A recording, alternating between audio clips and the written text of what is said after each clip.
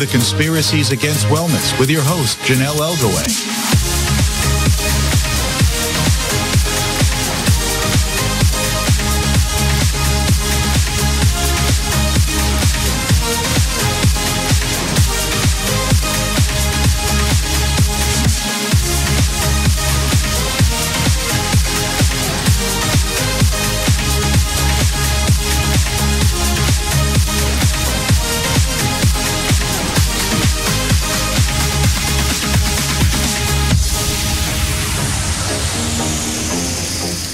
Good evening and welcome to Conspiracies Against Wellness. I'm your host, Janelle Elgaway. If you have questions for our guest tonight, please call in at 415-915-2291. And please chat with our audience on YouTube Live at Conspiracies Against Wellness livestream. Tonight's guest is Reverend Ronald Doc Myers. The New York Times says there aren't many doctors like Ronald Myers, a jazz-playing, Baptist-preaching family practitioner whose dream has always been to practice medicine in the kind of place most doctors wouldn't even think or stop for a tank of gas. Welcome, Reverend Doc Myers. How are you this evening? Oh, doing wonderful. Good to be on your... We are so happy to have you. Can you please tell me a little bit about your background and who you are? Okay, well, my medical background, I graduated from the University of Wisconsin Medical School in 1985 and completed residency in family practice in 1988, and I've been here in the Mississippi Delta, the poorest counties in America. Holmes County has the least life expectancy of any county in the United States. If you're born there, you're going to die sooner than any other American, and I've been serving the poorest of our people in America. It's called America's Third World here in the Mississippi Delta for over 30 years. I'm also a jazz musician, so what did I you hit play? the trumpet and the keyboards and do concerts to help raise money for my foundation, the Myers Foundation, and also I'm the first ordained and commissioned medical missionary to the Mississippi Delta, America's poorest region in the history of the African American church. So I'm a minister, I'm a physician, I'm a jazz musician, and an advocate for the poor, chronic pain patients, and disenfranchised. Wow, okay. What was your specialty early on when you were practicing?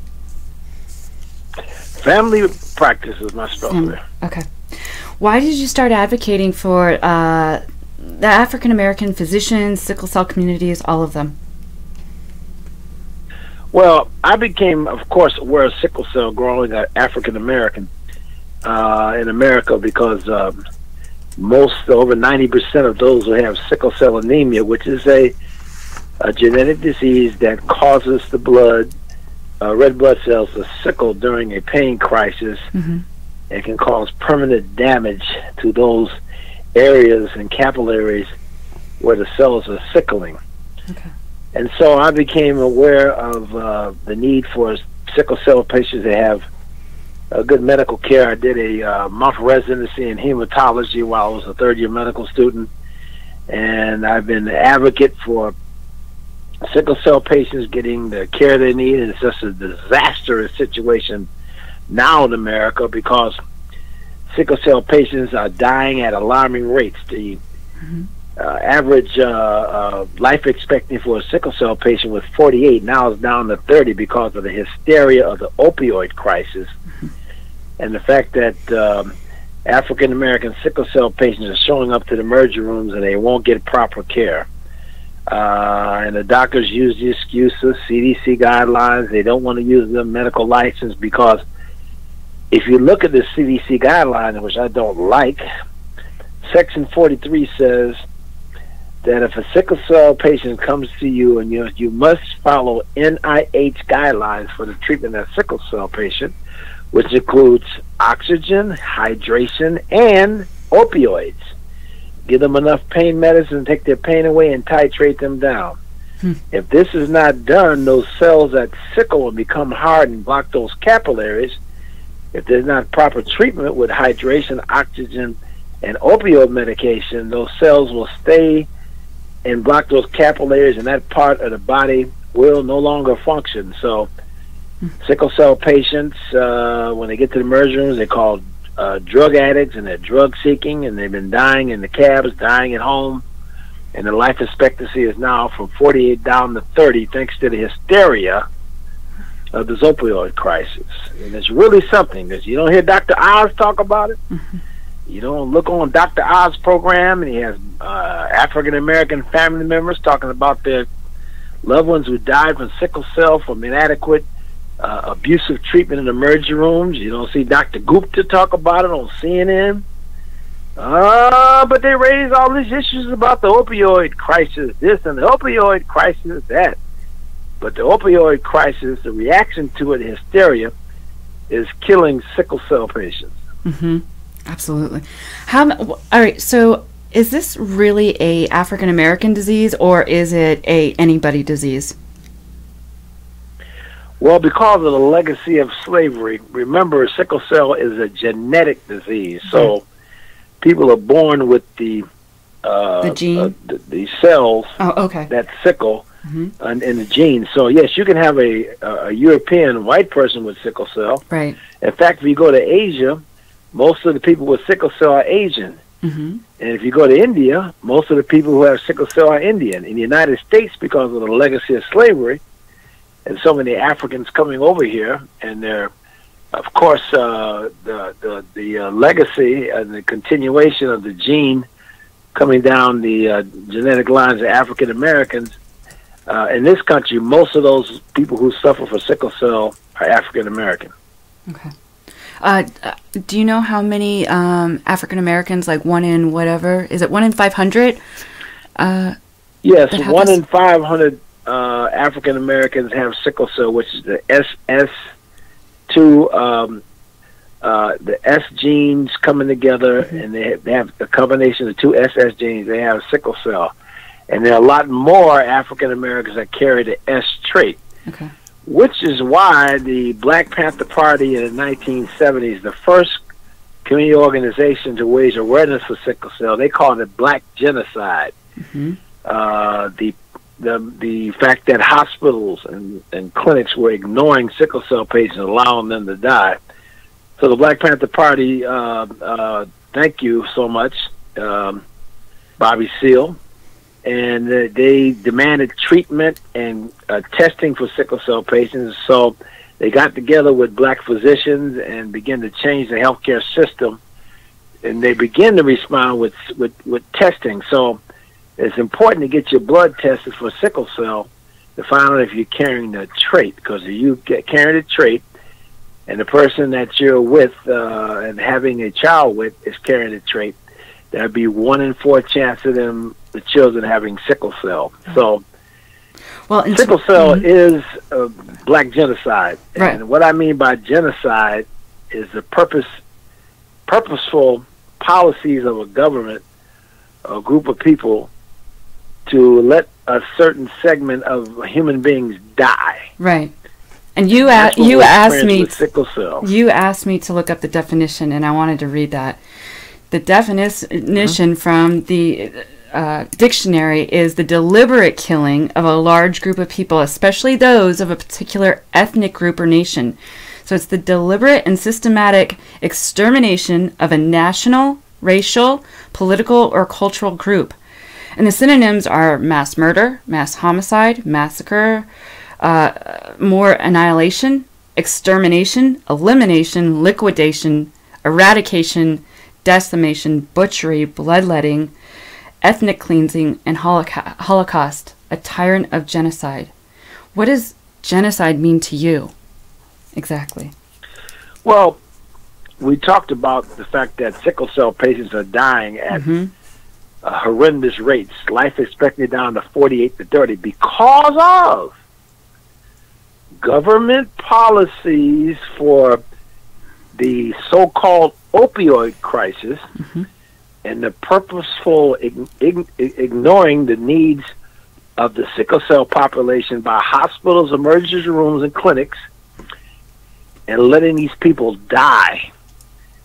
And which that's the black genocide that the Black Panther Party accused the United States medical system when it comes to sickle cell patients. And we're returning And I'm calling it this horrendous death rate from 48 to 30. There's no excuse for that in this country. Right. Well, and the death rate is beginning to drop so low back to the 70s when the Black Panther Party called it black genocide. And now we see genocide with pain patients. Well, it's not only pain patients, too. It's physicians, though, too, isn't it? I mean, I'd like to know about your story a little bit. Mm-hmm. Now we're seeing genocide amongst chronic pain patients because there are policies by the government, the Department of Justice, the DEA are going after doctors, persecuting them for treating chronic pain patients, giving them jail time, many times innocent physicians, taking away all their assets to forfeit a seizure, and destroying their lives because they treat sickle cell patients. In my case, as a ordained Baptist medical missionary dedicating his life to serving the poorest Americans, I've been on Nightline with Ted Kopp, with Connie Chung, Today's Show, front page New York Times, front page of the Washington Post, Ebony Magazine, every major publication across the entire world, Japan, South America. I'm known for my advocacy for the poor and treating poor people and treating chronic pain patients adequately because this population needs service. So what they do to me? Well, they came in, charged me with false charges, saying I was involved with racketeering, murder 1, murder 2, dispensing a narcotic for non-medical purposes, maintaining a dwelling for the purpose of selling illegal drugs, because I'm treating patients with opioids who have chronic pain. Arrested me, had to put up money for bail, and then never went to court because they didn't have no case. Wow. So, and you were the only doctor in your practice that they targeted, correct? Yes, they went after all the physicians, but I was the only African-American physician and a noted national, international advocate for the treatment of chronic pain patients. So, and I would blame and target the truth of the Department of Justice, DEA, and they weren't happy with me like they weren't happy with Malcolm X. They weren't happy with Martin Luther King Jr. weren't happy with Nelson Mandela. They weren't happy with Frederick Douglass, and we all as effective advocates for people as black leaders. They always put the criminal justice system on us. So right now, I don't have a medical license. I have not been to court. I've been sitting around for 3 years. You hear me? Wow. Well, that's how they do it, though. 3 years They take everything away. Justice limbo. Yes, yes. I know when we spoke originally, you were sharing the history on the drugs that flooded the U.S. black communities, and why did the government do that, and what happened exactly? Because I want people to understand, where you're coming from on all this and why this is going on. Well, let's talk about the history of the government going after its own citizens. Yes. When it comes to opioid. The first act passed by Congress was the Harrison Act of 1914, which began the restriction of opioids to the American public. And the reason why they passed the Harrison Act is because they used the excuse of the Negro brain syndrome. They said that if narcotics got to the hands of Negroes, they had a brain syndrome where they would rape white women. Right. So they hurried up and passed that Harrison Act of 1914, and then again they try to put the same type of thing on men of Chinese descent. This got us all the way to Richard Nixon and the efforts that he was successful with in passing the Controlled Substances Act. And he said we must pass this act because if narcotics get into the use in black males, they'll rape white women. I'm just telling you historic facts. So the Controlled Substances Act was passed, but Nixon did apologize to the African American community for the lack of treatment for sickle cell, and he was the first United States president to advocate and provide millions of dollars for sickle cell. But the history of the government going after its own people when it comes to opioids was targeted at black males. Now remember Iran-Contra. Now we're in Ronald Reagan's time with Oliver North. Well, what they did, they flooded the black community with drugs. And the government purposely dispensed drugs in black communities across America, and they used a person by the name of Highway Rick, and he wrote a book about it, how he worked with the CIA just to make sure that these drugs went into all these black communities. So now we're at present time, and we have this doctor by the name of Dr. Kalandi, who's supposed to be this with PROP, which is an organization designed to stop chronic pain patients from getting the care they need. And he had enough nerve to talk about the addiction problem and drug opioid problem in the black community. But he didn't mention the Harrison Act. But he didn't mention the Controlled Substances Act. And he did not mention that during Iran-Contra, all the drugs that flooded into the black community. So we are the initial victims of the government's attack against its citizens for the use of opioids, even to the point where the government was involved in distributing cocaine and other drugs into our community during the Iran-Contra illegal situation with Ronald Reagan and Oliver North. That's the truth. And I'm not going to hide that because I'm African American. It makes some people uncomfortable. They don't want to talk about it, but it's the facts. So when we get involved with advocacy for opioids, we don't forget that. We're not going to forget the history, especially the flooding of our community with illegal and illicit drugs by the government. Right. So I'm supposed to trust this government now?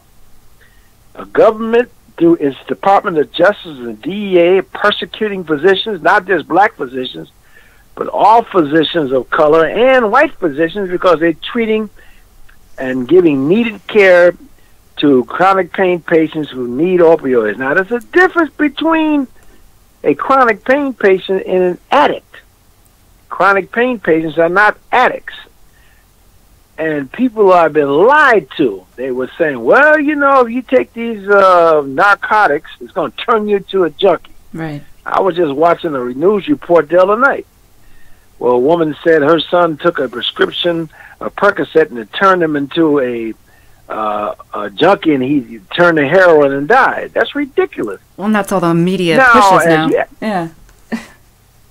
It's just a bunch of lies. For instance, have you taken cough medicine with codeine or cough medicine with Lortab liquid?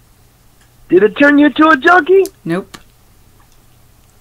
If you're a junkie, you're going to be a junkie. Like, if I'm sorry, I don't like to use that word, but if you're an addict and you have that gene, you're going to be that no matter what, whenever you take it. It doesn't matter if you've tried, you know, a hydrocodone or not. But that's what they're pushing. That is what they want us to know, you know. And I was remembering Dr. Klein was telling us, because I had him on, I have him on often, and he was saying, because he's done a lot of studying on this too, you know, they love to be able to push that whole you know, story. And it's not even with, you know, the sickle cell and African American communities or people of different races. Now they're doing it with you know, just a junkie or an addict in general. You know, as somebody that's an addict in general, that's what they're pushing. They're pushing that, you know, they rape women, they do this, they do that. And all of it is just lies. It's spread on fear, myths, and mistruths. And Claudney, like you mentioned, is the number one. And it's your government's the one doing it. Exactly. So how are we supposed to trust somebody like that? That's why I'm calling it genocide. Policies that a government set up for a certain group of population, identified at first like the Black Panthers did for sickle cell patients, Now I'm saying that's the same thing the government is doing with chronic pain patients. Remember, 70 to 80% of people who abuse prescription narcotic drugs have never seen a doctor. Mm-hmm. They get the pills off the street. And now we have the horrendous problem of illegal drugs coming from China and Mexico. Fentanyl, which is 100 times more potent than a doctor's prescription for fentanyl, carfentanil, cocaine, heroin are coming across the borders, killing thousands of Americans. And what do they say? Well, we got an opioid crisis and most people are dying from opioid overdoses. But they didn't tell you the opioid people that are using and dying from illegal and illicit drugs. What we have here, America, is an illegal and illicit opioid drug epidemic. Prince, the great musician, did not die from a doctor's prescription. He got some illegal drugs off the street. Lance went fentanyl and he died. Right.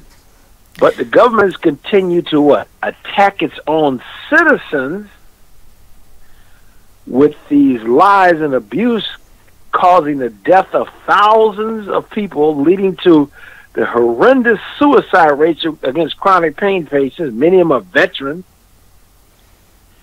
And they're continuing to persecute physicians, and physicians are abandoning their patients who need the medications for their chronic pain because they're scared they're going to lose their medical license. They don't want to end up like Ron Myers, Right.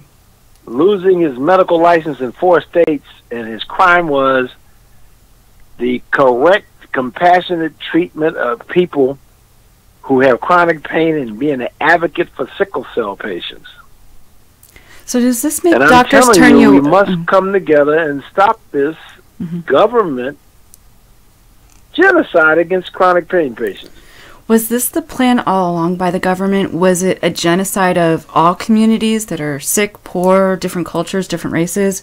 What do you believe on that? Well, I just think it's blatant. The problem is the people need to wake up and see it. And that's why we're having a congressional briefing on chronic pain on April 25th at the U.S. Capitol with members of Congress. We've scheduled a white coat protest rally for the first time in history. I got doctors bringing their white coats, and we're going to stand in front of the Department of Justice, Jeff Sessions' office with picket signs, and we're going to have a memorial service right outside the Department of Justice to remember those people in chronic pain who chose suicide over living in pain because the Justice Department, the DA, persecuted their physicians to abandon them, and they didn't get proper treatment. So, yes, if the government is allowed to continue with what they're doing in terms of what they're doing to doctors who treat chronic pain patients and making the needed medicines stopping off and beginning to block the needed medicines that chronic pain patients need, leading to their deaths.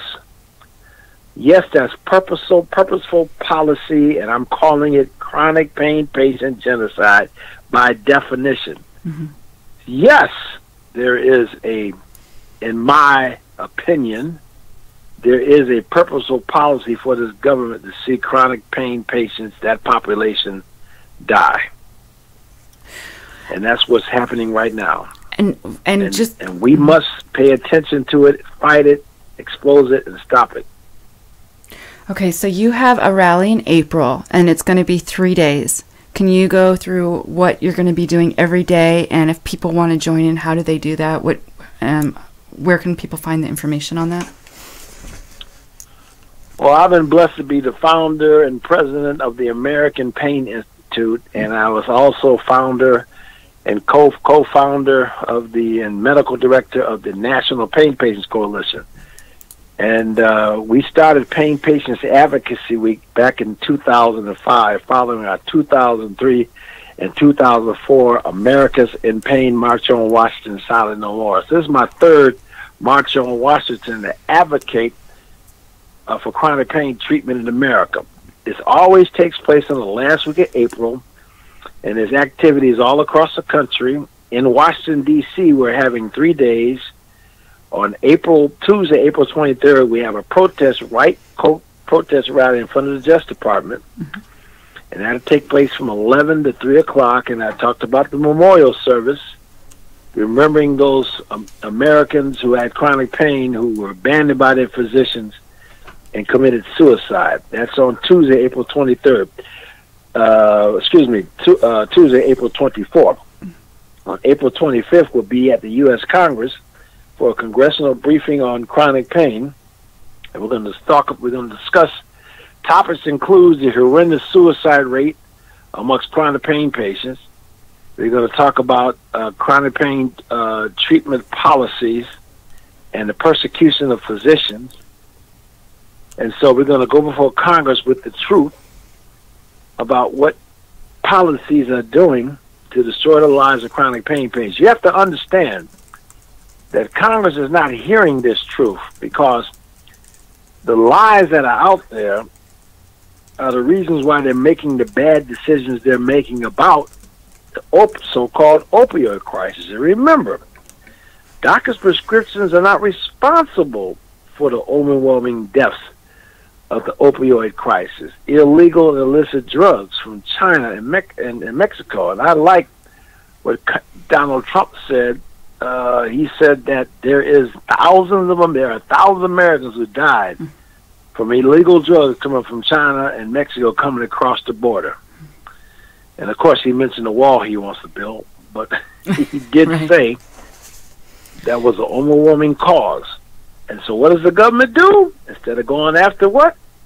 The true drug dealers, they look in the doctors calling us drug dealers, members of drug cartels, and situations like mine. I'm the poster boy. I'm a U.S. medical political prisoner. I'm a POW along with other physicians from attack by the government because I had compassion and advocated for the poor and chronic pain patients. And on the 26th, that Thursday, we're having Americans in Pain March on Washington Side No More chronic pain treatment rally at the U.S. Capitol Reflecting Pool. And we'll be there with speakers from 11 to 4. People are going to go up the steps and meet with their members of Congress. I'm going to have them come back and give testimonials about what their congressmen say, because this is an election year.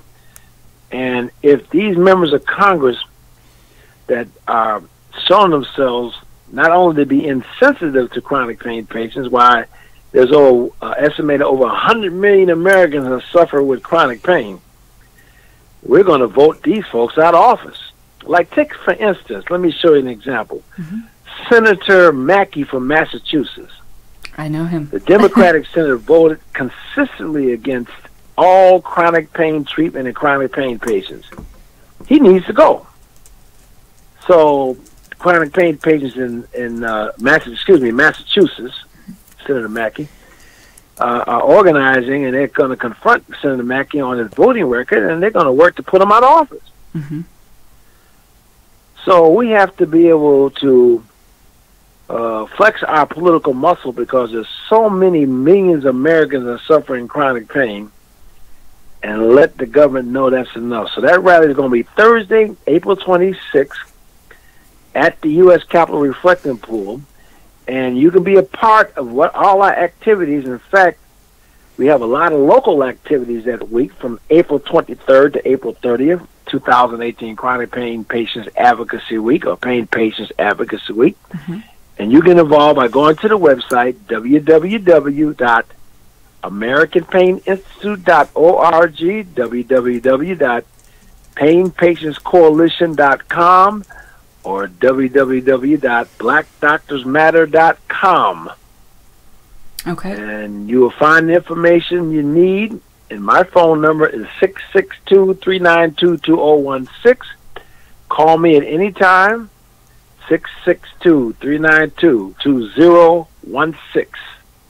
And I can show you how to get involved, stop this evil and attack against the citizens of this country by a government that's out of control, that is breaking the law itself, violating people's constitutional rights, all kind of prosecutory misconduct.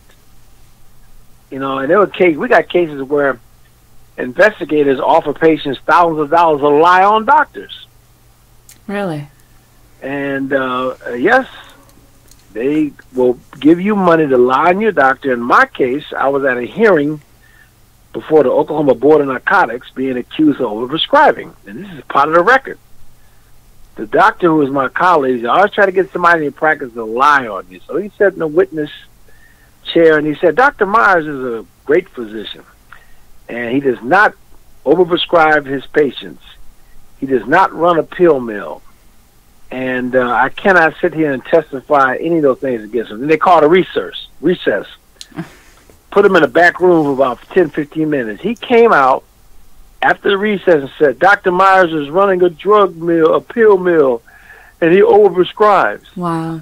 So they went in there and threatened the man, threatened to arrest him and his family, and all kind of stuff. They lie on me at a hearing at Oklahoma Board of Narcotics. It's a matter of record. I'm so sorry. Because they needed somebody to say the lie so they could what? Take action against me. Right. And not only that, they're putting doctors in jail. 60 and 70-year-old doctors giving them 20-year sentences. Wow. And what their crime was? Treating chronic pain patients. Yeah. And that's why we have Pain Patients Advocacy Week. That's why we're in Washington, D.C. We're fighting for the rights of chronic pain patients to get the treatment that they need. And we're demanding that the Department of Justice be investigated by the United States Congress for its actions against the persecution of physicians who treat chronic pain. And we're demanding that the Congress look into the CDC with these opioid guidelines, which are the excuse they use for not treating patients with sickle cell, and they're dying at alarming rates. Are you listening to me? I'm hearing you. They are dying at alarming rates. A life expectancy of 48 down to below 30 because of the hysteria, the opioid crisis. But because they're African American, Dr. Oz doesn't talk about it. Dr. Gupta doesn't talk about it. You don't hear nothing on the national media. And black sickle cell patients are dying because of discrimination and abuse in these hospital emergency rooms who won't treat them properly, knowing that they need the proper combination of hydration, oxygen, and opioid medications. They refuse to do it, and the people die. Well, Nita Thompson will be on tomorrow to go more in depth on the sickle cell disease and stuff like that, so she'll be able to explain that more. We have a few comments and questions on YouTube Live. Do you mind taking a few? Of course, I love to. Okay, all right. So Lindsay Gillum says, thank you for the wonderful memorial service and all you're doing. It means very much to me. And then we have a question from Danny Benton. He says, what can we do locally to help? Many CPP patients are too sick to get physically involved. And thank you, Reverend Doc, for so much for helping out. Well, you know, I have my wheelchair advocates.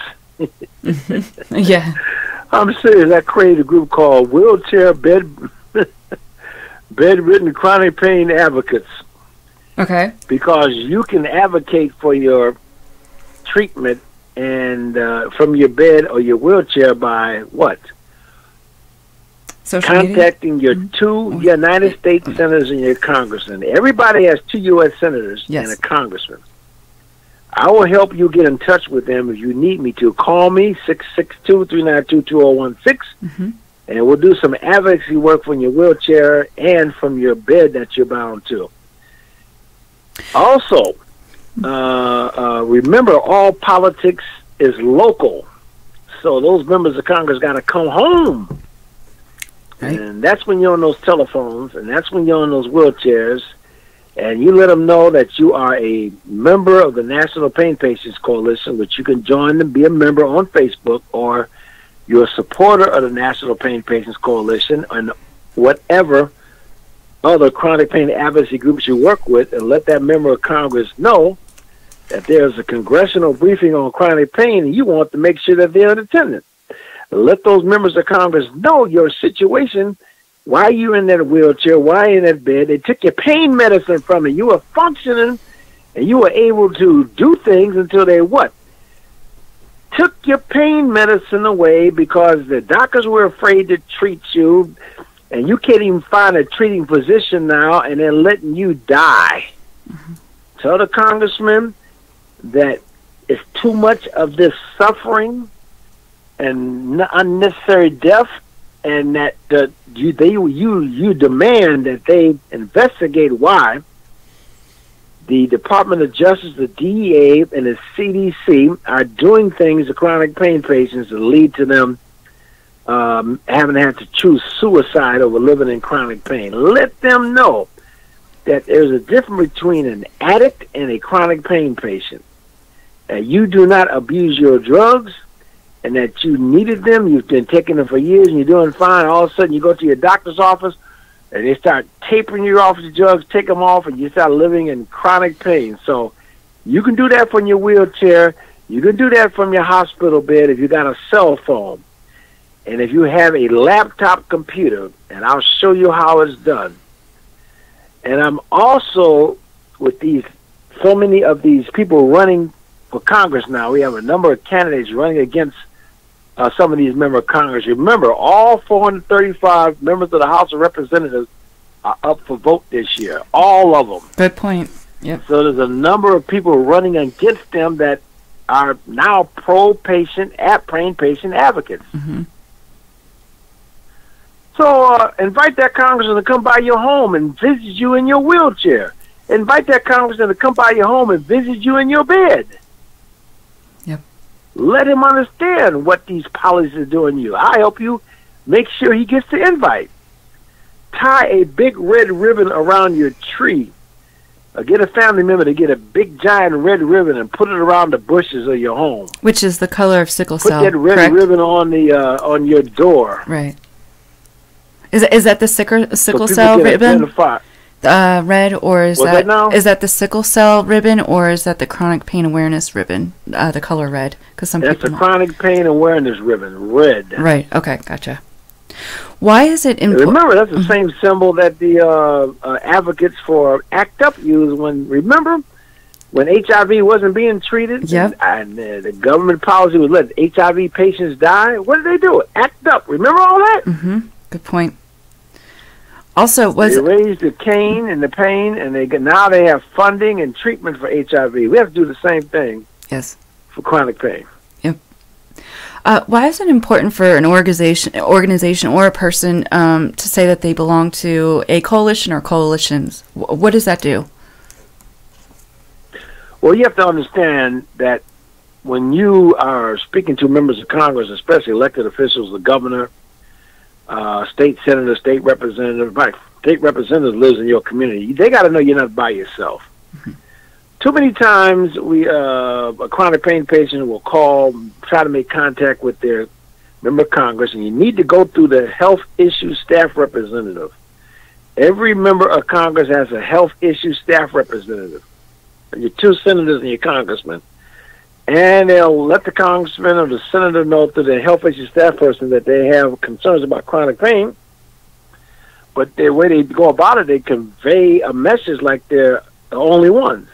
Mm-hmm. No, your voice is with thousands of other chronic pain patients and persecuted physicians who are with you in your advocacy and your efforts telling the truth, and you need to let the congressman know and let the senator know you're not by yourself. As you're part of groups that are doing some advocacy, and Pain Patients Advocacy Week is April 23rd to the 30th, and invite them to participate, because it'll be right there in the U.S. Capitol with a congressional briefing, room 122, the Cannon House office building, and we're having a rally at the congressional pool. Mm-hmm. The reflecting pool. Yep. And they need to participate if they want your vote. And listen, chronic pain patients, don't be shy. Just tell these people you're not going to vote for them, and they continue to vote against you getting your medication. You're not going to vote for them as they continue to support policies like, for instance, They just passed some legislation in the House of Representatives limiting your opioids. Yes. Now, what you have to understand is that if you're a member of Congress, you have two ears. You have a left ear and a right ear. Because you are a member of Congress, you sit on these committees. The DEA has to come to you, getting your permission to do what they do. CDC has to come to you because you are oversight.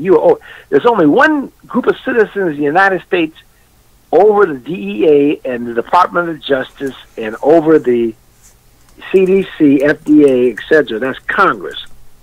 So the congressman in his left ear gets all this information from the DEA. Those guys are drug addicts, and those doctors are just selling medicines and all that garbage. Now, the right ear, that's your ear. If your member of Congress don't get the information from you in that right ear, what's going to happen? You're going to listen to all this garbage. So it's very important, even from your wheelchair in the bed, that you raise Cain with your member of Congress. Once you know that health issue staff person's name, you have their email address. If they are a staff person for a member of the U.S. House of Representatives, their first name dot last name at mail.house.gov. If they're a staff person for the United States Senate, it's their first name underscore last name at the name of the senator dot senate.gov. Feinstein, for instance, it'll be the first name and the underscore last name at feinstein.senate.gov. Call me, I'll help you. 662-392-2016. Call me. I'll pray for you. Most of my time now I spent praying for chronic pain patients. Because what did the Bible say? What you do to the least of these, you do unto me. God is a God of compassion. He saw them like a sheep without a shepherd and healed every form of sickness and disease among the people. And the blind men cried out, "O Son of David, have mercy upon me." And Jesus turned and healed them of their blindness. So I'm here. And you know what else, Janelle? Do I sound like I'm afraid of the DEA? Do I sound like I'm afraid of the Department of Justice? You don't. Don't let fear blind you. Yeah, you're right. You know what's wrong with this government, Janelle? What's that? The people shouldn't fear the government. The government should fear the people. You're exactly right. So why are so many people afraid to speak out? Why aren't we doing this? Because we don't understand we have the power. Yeah. Now, I've talked to a lot of people who say, well, you know, all these people are on the payroll of Big Pharma. They're bought out and all this stuff. Okay, I said, let me tell you something. I said, you ever hear a politician squeal? When you confront them and get them by their tail and say, we're not going to vote for you. We can see your voting record. And they're in a tight election. Why do you think all these people are resigning for this upcoming election? We have a record number of members of Congress resigning. I'm not running. I'm giving up because they know y'all coming after them with the vote. Exactly. Okay? You ever hear politicians squeal, Janelle? It's just like a pig. So you go after those politicians and you tell them the truth and you say, look, make sure that the Department of Justice stops persecuting physicians. Stop the CDC from persecuting chronic pain patients. We demand you do something about the overwhelming suicide rates. I remember I got into a conversation with the former Surgeon General Satcher. Mm-hmm. And he said, you know, Dr. Myers, your suicide rate is jumping up and we don't know why. I'm listening to this man. I said, the suicide rate is jumping up because you have so many people committing suicide who are chronic pain patients not getting proper care. And they're choosing suicide over living with their chronic pain. Yep. Don't fear. Fear is false evidence appearing real. Well, and These politicians are afraid of you because you have the power to put them out of office, and we need to start running candidates that are what? Speaking our language, and we'll stand up for that. And there's a number of members of Congress who are running, some great candidates going after these same members of Congress that are passing votes to limit the opioids, to go after your doctors who are treating you. Do not care. The government ain't got all that power. Yeah. They are afraid of you. And that's why they put out the impression that you can't do nothing with them, and they got all this power, and big pharma's paying people off, blase, blase, blase, lies. Mm-hmm. Well, we have a ton of comments right now on YouTube Live, and somebody says, Dr. K always says we need a huge movement, for like the Martin Luther King big movement. They're saying hashtag disable the vote, which I like. That's a good one.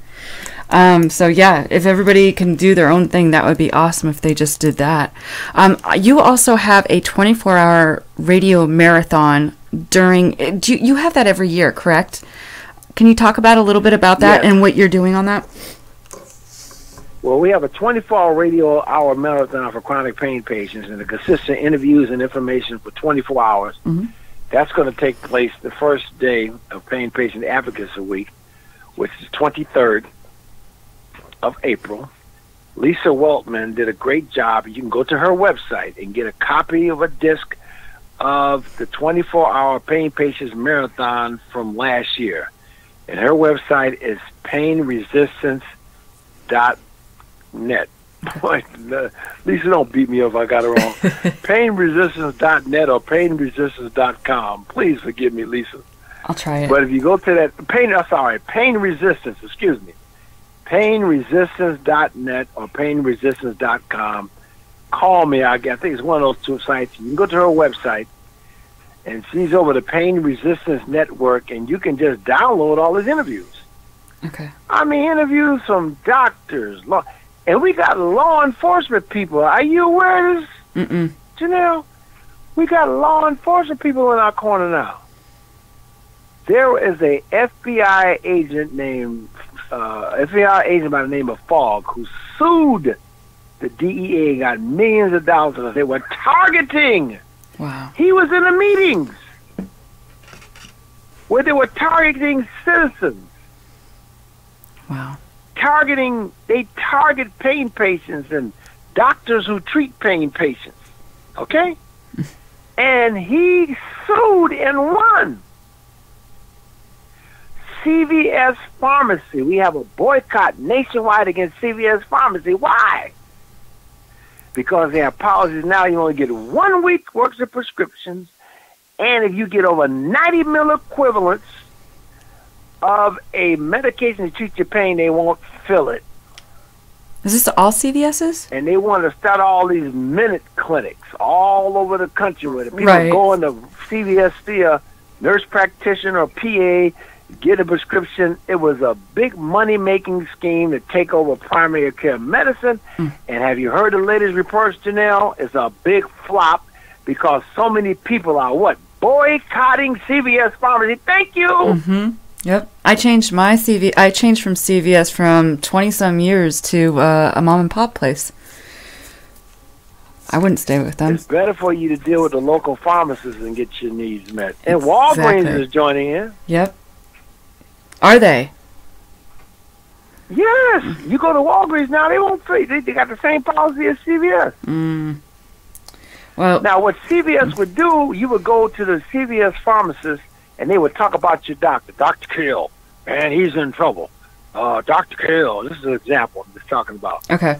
He's killing people. He's under investigation about it. Just lying like a dog. So there's one physician sued CVS for what? Libel, and won and got $1 million. That was a couple of weeks ago. Wow. I didn't know that. There was another doctor in California who sued the California State Medical Board because of discrimination against black physicians. He proved it, and he got and won his case. But he ended up mysteriously dead. Dr. Jackson, he's on a website. He ended up mysteriously dead 4 days later. Even one of our leading advocates for the history of chronic pain advocacy, Siobhan Reynolds, died mysteriously in a plane crash. Well, that's what they do now. Yeah. There's been Erin Elizabeth Mercola, Dr. Mercola's wife or girlfriend, I'm not sure, but she's been covering all of these doctors' mysterious deaths for years now. And they're young, well, younger. They die under mysterious conditions.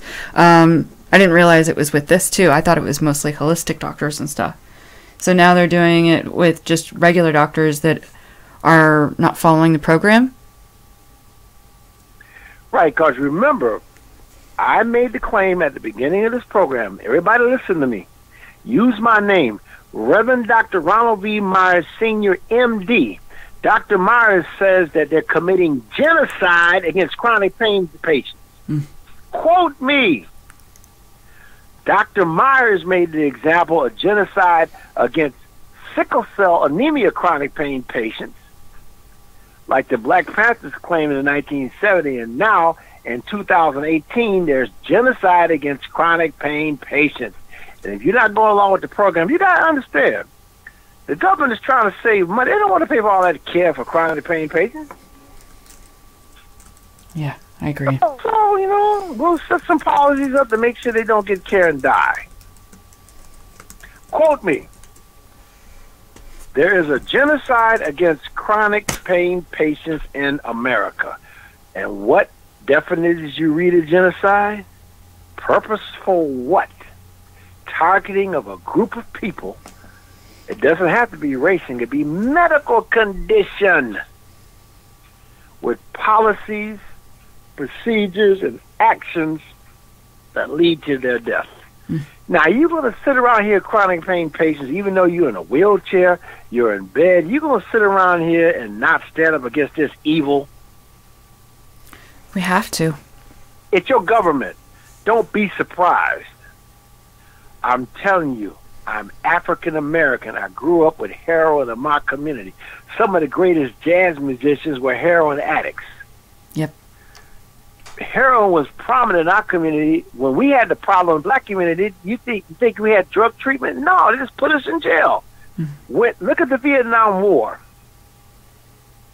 Right. 1 in 3 of those veterans came back from the Vietnam War with a drug problem. Was that caused by a doctor's prescription? Nope. What was that? Only when the drugs went into the suburbs, white suburbs, and white rural America, they come up with all this stuff. The need for treatment and doctor's prescriptions are not the major cause. Let me tell you something. Illegal and illicit drugs. Illegal and illicit drugs. Illegal and illicit drugs are the cause of the opioid death crisis, the major cause of it in America. Don't listen to these lies when they say, you know what, it started off with a doctor's prescription and it turned them into a junkie and then they turned to heroin and died. So if it wasn't for those prescriptions those doctors wrote way back there in the beginning, there would be no epidemic of opioid deaths. I'm telling you, it's a lie. So what? Stand up against the lie. Yeah. Stop the dying. Yeah. Well, and you said what they can easily do is we have 2 senators and 1 congressman in each state, right?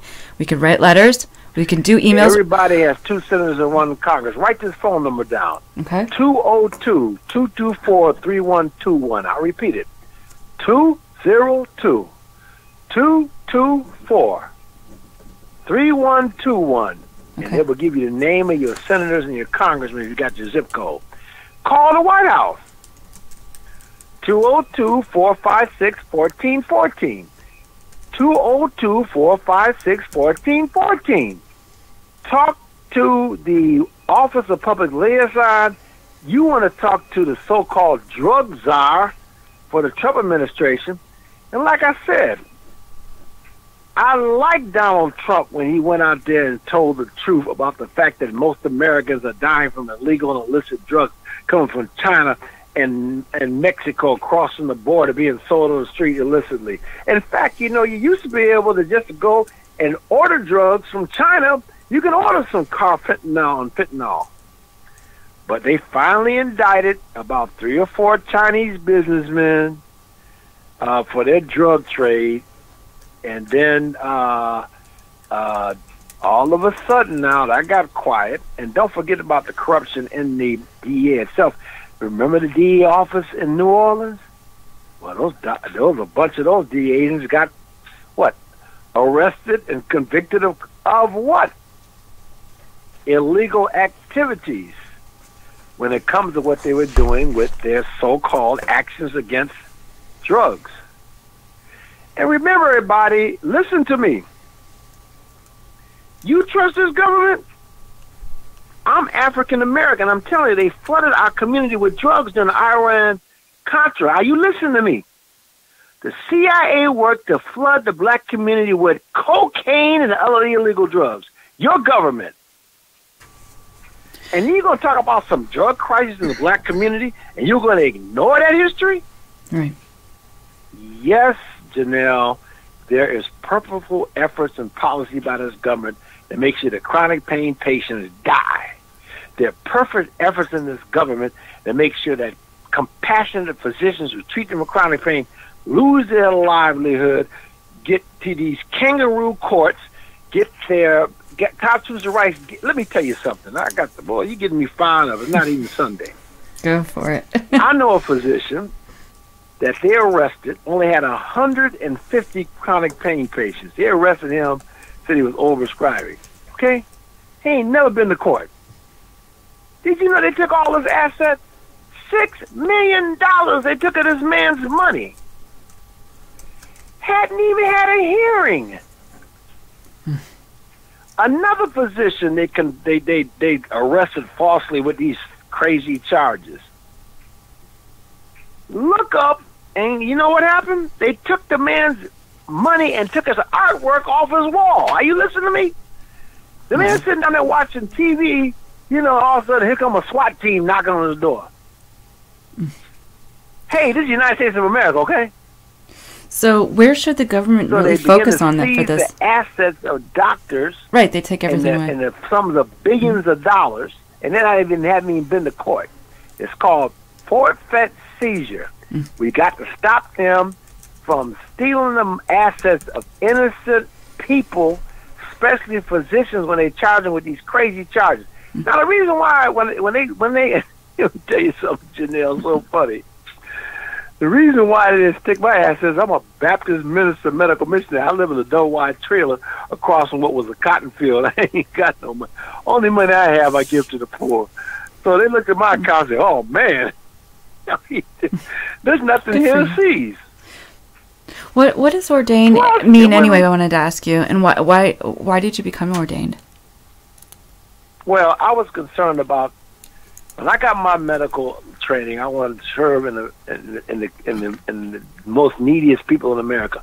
My motivation wasn't making money and all living in the suburbs and all. There's nothing wrong with that. Look, listen, you know what I think too? What's wrong with a doctor making some money? It's crazy. What's wrong with that? But anyway, in my case, I took a vow of poverty, and I dedicated my life to serving the poorest people in America here in the Mississippi Delta, America's third world. And I dedicated my life to that because I felt God had called me to this kind of work. So when I say I'm an ordained and commissioned medical missionary, that means the evidence of my calling by God was confirmed by other pastors and ministers and churches, and they laid hands on me and commissioned me to come to the Mississippi Delta to serve the poorest of the poor. And I've done that my whole life. That's amazing. Now, somebody in the DEA office wasn't thinking. They're not that smart. Why would you go after a man like me knowing full well? What are you going to lose, right? Knowing full well it's going to come back and bite you in your butt. Right. Because what did Jesus say? What the Word of God say? I'm not trying to turn everybody. I'm not trying to be religious. I'm going to tell you what. No, that's okay. Do not touch my prophet. Cause him no harm. And what did Dr. Martin Luther King say? Truth cast to the ground will always rise up. America, I just been telling you the truth. Yes, we need a movement. We got one. Start off during this election year. Vote the bums out of office. Yep. Call me. participate in Pain Patients Advocacy Week in a radio marathon, painresistance.net. Now I got it right. www.painresistance.net. Get a copy of the marathon, and we're going to put a schedule up there for this year's marathon. We're going to be in Congress. You know what is really funny, Janelle? I got people sending me Facebook pages saying this congressional briefing, first of all, it's different between a briefing and a hearing. Hearing is before a committee of Congress. A briefing is before all the staff and some members of Congress will come. You need to have a briefing so you can give the congressman the correct information. You realize how they lying to these members of Congress? Right. This probably the only one's telling the truth is Rand Paul. You know why Rand Paul's telling the truth now, Janelle? Why is that? Didn't he break 7 ribs? Oh, okay. Something happened with his neighbor. So now he knows what pain's like, right? Yeah, it sounded like he grew up in the ghetto or something. Some neighbor beat him up or something, broke his ribs. Do you think a 7-day supply of pain medicine is going to help him? Right. No, he's going to be on that for a while. Somebody asked from... he broke 7 ribs. Right. Somebody asked from YouTube Live, Danny Benton, does Dr. Myers ever have a chance of getting his CSA license back? Oh, yes. I'm fighting now in the state of Oklahoma. The governor's name is Mary Fallon. The the state attorney general that went after me was Pruitt, the same one running the EPA. It's really funny, Janelle, because remember those hearings, Scott Pruitt had those hearings so he could become the EPA director. Right. I had members of Congress laying in wait for him to come so he can jump all over him about why he took the medical license away from a Baptist medical missionary serving the poor and chronic pain. That's when they dropped all the charges. All of a sudden, he dropped all the charges. But guess what? The new attorney general decided to pick him up. Why did they do that? I mean, like, they didn't learn from the first time? You have an evil system. Didn't I just tell you? Oh, you did. They accuse doctors and take all their assets, and they haven't even been to court without a hearing. Why do we put up with giving the Department of Justice and law enforcement power to take all your assets? You're not even guilty. And when they prove you're innocent, guess what, Janelle? You don't get them back. If they took $6 million of Dr. Stephen Henson's assets, he's the physician in Kansas I'm talking about, and he found that they dropped the case, so he's innocent. Does he get his $6 million back? No. But guess what? They took that money and did what? Made sure that they keep themselves funded. Look for yourself. Billions of dollars are going into the Department of Justice from forfeit seizure of innocent citizens. So I'm fighting it, yes. And my website is www.myersfoundation.net, MYERS Yes, we have that up on our website too. Foundation.net. Yep, I got that up. I just wanted to ask you a few questions. Good. I hope you please keep fighting and don't ever stop. You know, well, you're not going to stop anyway because you have no fear. It seems like, which is amazing, and we could all take lessons from that. I just wanted to ask you a few questions because we have to wrap up here soon. But sure. Chronic Pain Awareness Month, that is in September, and I know you do stuff with Sickle Cell Awareness Month too. Why did they pick the 16th of the day? And what's going on with that month? Why did you support that? Why are you supporting that? Well, it's amazing that Chronic Pain Awareness Month and Sickle Cell Awareness Month are the same month, September. Isn't it? And they're both chronic pain conditions. But you got to realize that the sickle cell community is mostly African American, and they work closely with the Congressional Black Caucus because Black Caucus members of Congress in their districts are a lot of chronic pain people with sickle cell. And then you have the chronic pain advocacy community, but they never have gotten together until recently. We are working together now. We are one group.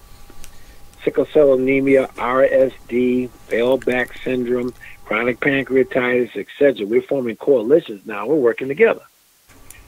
In fact, the reason why I got a room for a congressional briefing, I have a congressional hearing room in the U.S. Congress because my Congressman Benny Thompson reserved it for me. So, yes, we are working together during September for awareness. Now, there's a difference between awareness and advocacy. Don't get it mixed up. Advocacy is when you go after an aggressive way and demand justice. Awareness makes you aware of what's going on. Advocacy changes the situation.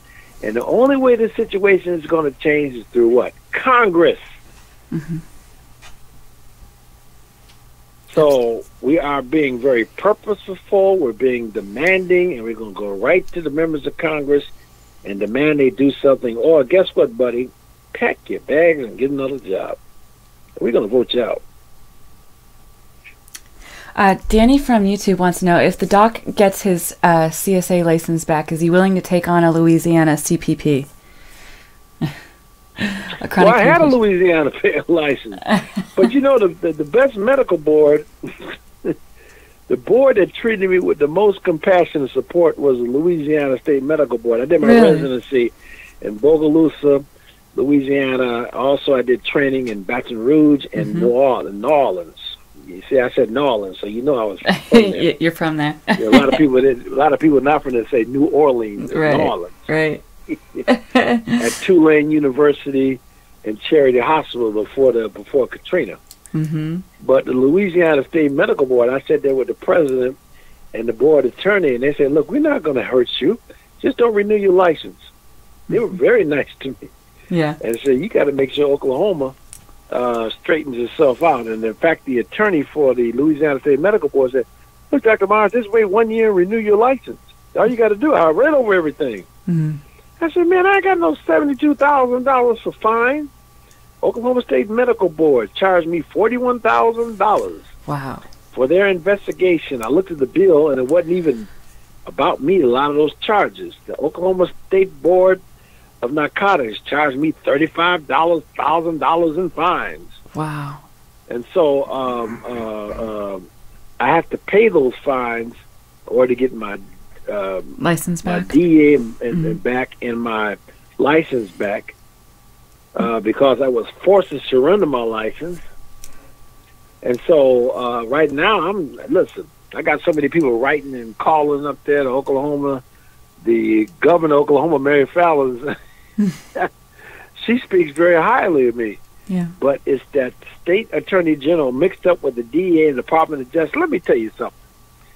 You want to know who's a real racketeering? They charge me with racketeering, right? In other words, I'm maintaining like the mob? a drug house. And I'm a racketeer like Al Capone. The real racketeering is the law enforcement, Department of Justice, the DEA. Are you listening to me? And State Medical Board. They have formed a racketeering operation to destroy the lives of doctors who treat chronic pain patients, and to go after doctors who are black and other physicians of color, and it's their pattern, and they need to be stopped. Right. What do you think of the Second Amendment? And it's not the right to bear arms, but more of militias, because we have a lot of comments of, we need to know more about the Second Amendment. What do you think of that? Yes, you need to know about the Second Amendment, but your power is the First Amendment. Right. And that is your freedom right of for speech. What? Peaceful assembly and protest. Oh. So, yes, the Second Amendment is about your right to bear arms. Uh-huh. The First Amendment right is about the right for peaceful assembly and protest. So you need to get on those state capitals with them picket signs. You need to go up there and tell them state rep. The amazing thing about state legislatures is, Janelle. What's that? Your state representative lives in your community. That's right. His kids go to school with your kids. Mm-hmm. You go over and go shopping. He's there shopping. His wife is there shopping, getting groceries in the same. And you're not demanding from the state representative to do what's right when it comes to the treatment of chronic pain patients? Well, the senators, right? The state representative and the state senator voting against your getting the treatment you need, and he sit up there living in your community. You're not doing nothing about it. Right. Get rid of them. That's right, because senators live in our community, right? Listening to you. Senators live in the community, and congressmen, they're in Washington, but they have to come home at some time, right? So they're going to be here. All politics is, Janelle, all politics is what? All politics is local. That's true. And we can vote who we want in and out, and we have the power, not them. But you know, it's real funny. Let me tell you a story. What's that? There was a senator in Arkansas, and I taught my people how to write letters and protest, and we picketed the medical board, we picketed the legislature after the United States senators.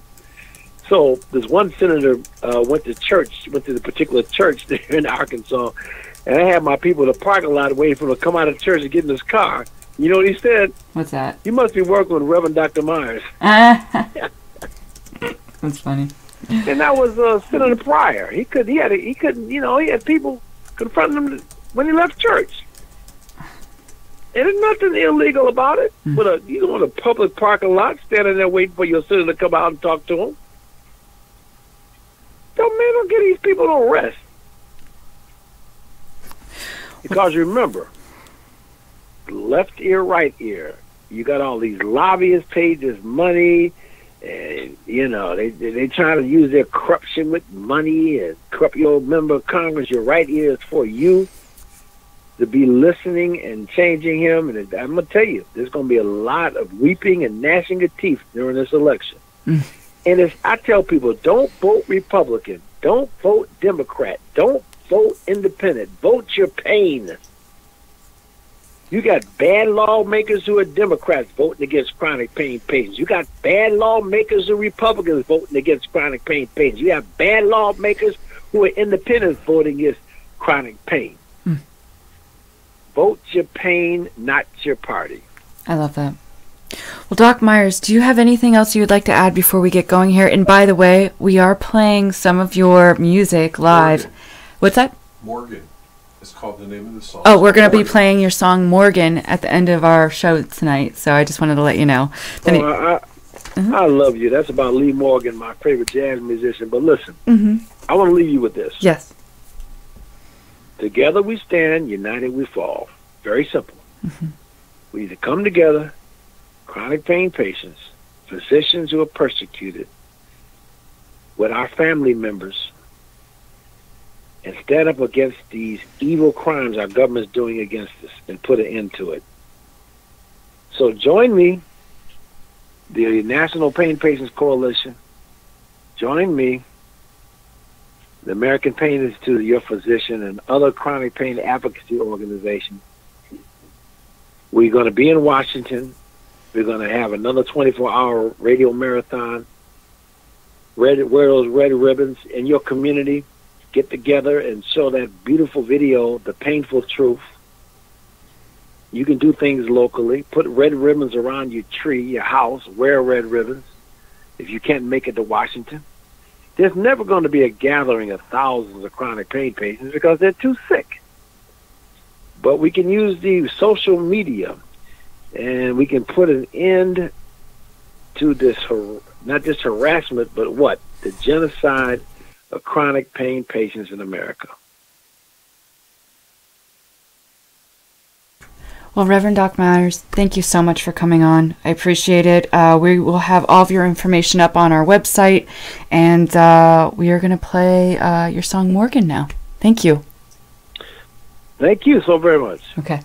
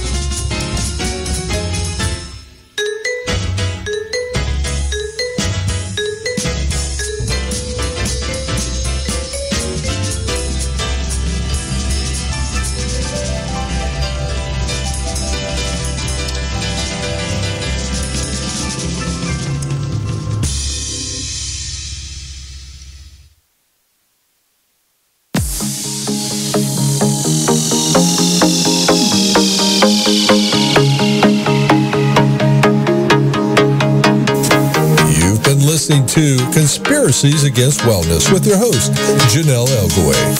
The opinions expressed on this program are those of the host and callers, and not necessarily those of EXG LLC, its employees, or sponsors.